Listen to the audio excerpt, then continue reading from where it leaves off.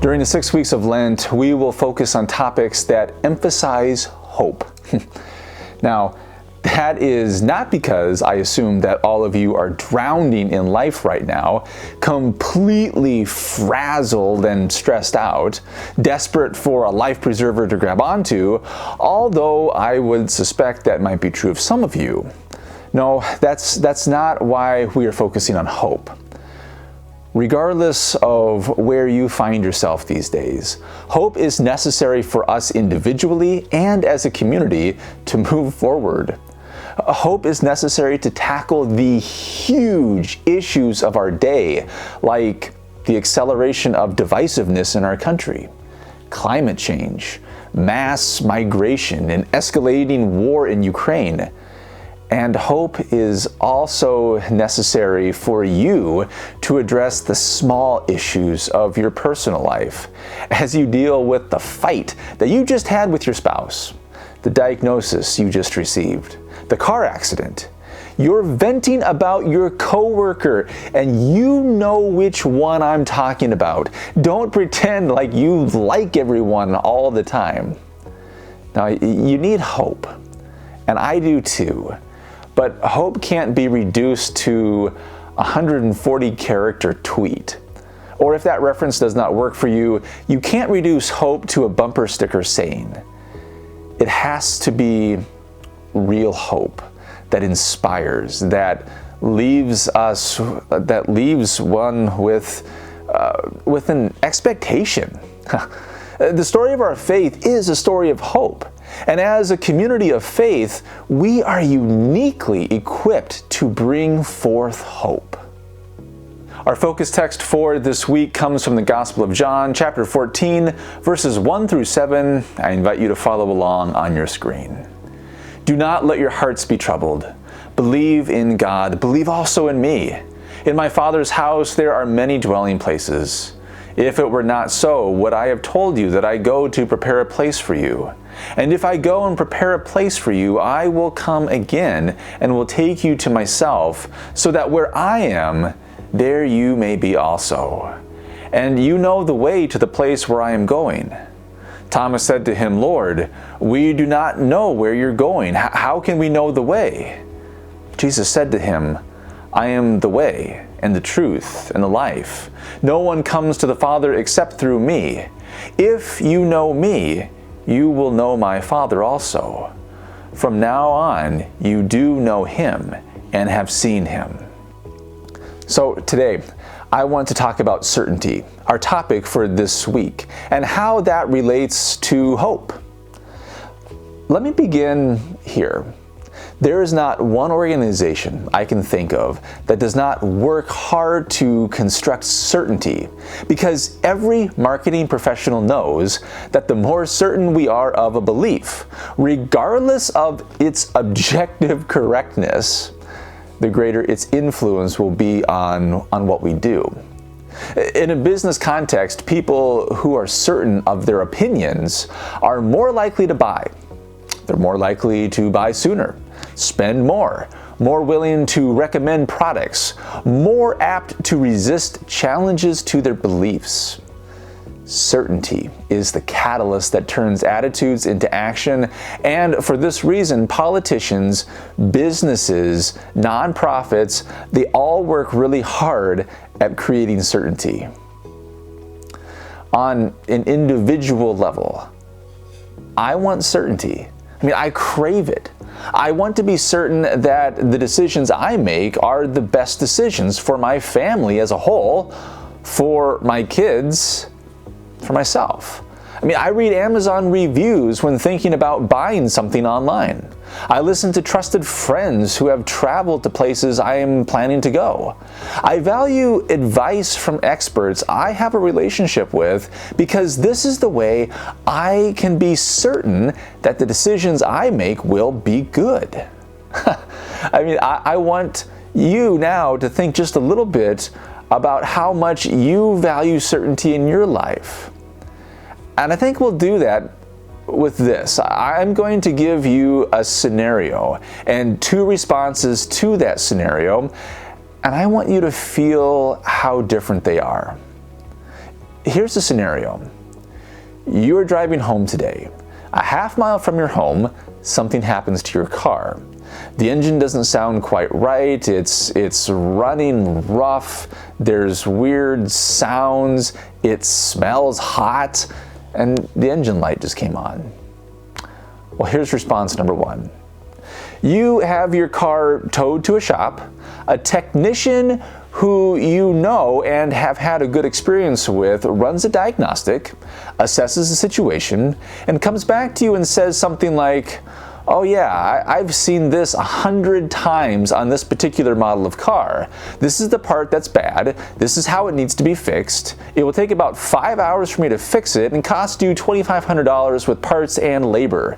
The good news is that this will be a permanent fix and you won't have to worry about it again." Okay? Response number two. When you arrive home, your spouse hears your car from the driveway, comes out to meet you with a really serious and anxious face. Your spouse says, "Oh my God, why does this always happen to us? We can't be without a car. Here, I know what I'll do. I'll try to fix it really quick. I kind of remember something like this happening to my parents' car a few years ago. I'll reset the engine light by disconnecting it from the battery, and then I'll take a few pieces off the engine to get at where I think the problem's at. The shop is going to charge you a lot. I'm pretty sure I can do it cheaper, and I'm pretty sure I can make the tools that I have work for the job. I think things will be okay. I just need to get it done quickly." Okay?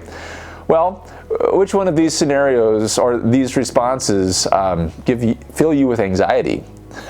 Which one instills you with confidence? I think the answer is obvious. I want certainty. I want certainty from my financial advisor that my investments are sound. I want certainty from my doctor that this medication will fix my problem. From my surgeon who has done this procedure 10,000 times before. I want certainty from a nutritionist that eating this kind of diet will have these kinds of health benefits. I want certainty that my child's struggles in school can be addressed in these particular ways. I want to be able to control the outcome of any situation I find myself in, whether it's in the work I do professionally or in my personal life. The problem is that this kind of certainty does not exist. It just doesn't. You can read the reviews, you can listen to the experts, you can eat right, and while things may work out a good percentage of the time, nothing is certain. If the last few years have taught us nothing else, it has taught us that certainty is an illusion. And if we're going to be honest with ourselves, we know this. If a child in Ukraine can be going to school, playing with her friends, just happy as can be one week, and then sheltering in a bunker with her family the next, while everything around her is destroyed and people are dying. Geez, well, what certainty do any of us have in life?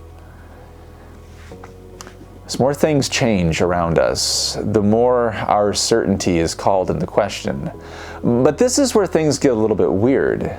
In an uncertain world where there is unpredictability and chaos, people want more than ever to seek comfort in creating certainty, even though they know deep down it's not real. To live where things are either black or white, good or evil, right or wrong, that's comforting. Yeah, it is. I get that. I have to admit it. Life is so much simpler that way. But let me tell you what doubling down on certainty in an uncertain world does. One of my favorite thinkers goes by the name of Andrew Root. He's a professor, and he says this: certainty demands its rightness in the now, even if it means hurting or hating others to maintain its integrity. You need to hear this again. In fact, I want to pop it on the screen here. Read this with me. Certainty demands its rightness in the now, even if it means hurting or hating others to maintain its integrity. You know what this looks like. Take anyone who is 100% certain that their religious view, political view, social view is the correct view. In order to maintain their certainty, they need to shut down and shut out others who think differently. They need to fight against anyone and anything who disagrees. To maintain certainty, you get stuck. And you can't move, and you can't grow, and you can't change, and you have to insist to yourself and others that the world is black and white, even though deep down you may know that the world operates in shades of gray. I mean, what does the story of our faith have to say about this? Again, here is Andrew Root. Christianity has nothing to do with certainty. No, Christianity is about living in opposition to certainty. It's about faith in the midst of doubt. Indeed, Christianity has no room for certainty lives by the law of self-protection. Its own rightness keeps it from hope. And most importantly, the greatest of these, Paul says, from love.